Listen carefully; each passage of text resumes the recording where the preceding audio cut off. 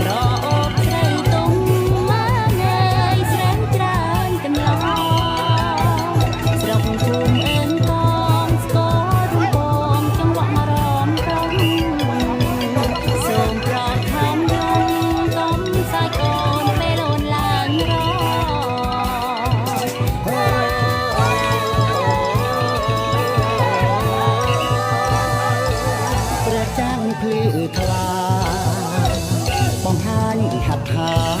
តូចតន់ស័ក្តិសមតែបីសប្បាយថ្ងៃថ្មីរិសាស្នេហាព្រះក្តីដោយក្តីស្មាំស្មាំ